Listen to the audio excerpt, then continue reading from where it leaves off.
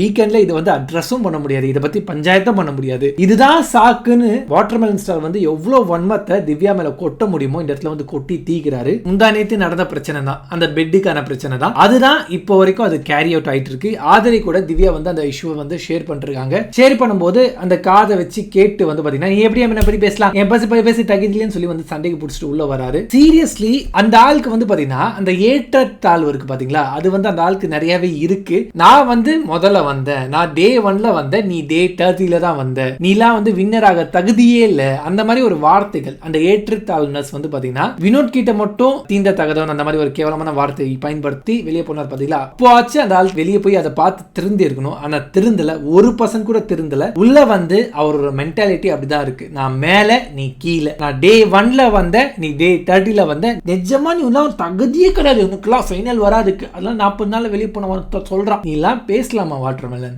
இந்த வாட்டர்மெலன் என்னதான் வந்து ஒரு வன்மத்தை இந்த இடத்துல காட்டினாலும், என்னதான் வந்து ஒரு காழ்ப்புணர்ச்சியை வந்து திவ்யா மேல கொட்டினாலும், என்னதான் திவ்யாவை டவுன் பண்ண நினைச்சாலும், வாட்டர்மெலன் திவ்யாவோட ஒரு மயிரை கூட புடுங்க முடியாது. இந்த சீசனோட வின்னர் திவ்யா தான். இந்த சீசன் 9ஓட டிராஃபி எடுத்துட்டு அவங்க கையில தூக்கும் போது அந்த வாட்டர்மெலன் ஸ்டாரோட மூஞ்சி எந்த சாக்கடைக்குள்ள இருக்குன்னு தெரியாது. கொஞ்சம் ஓவரா பேசணும், சாரி.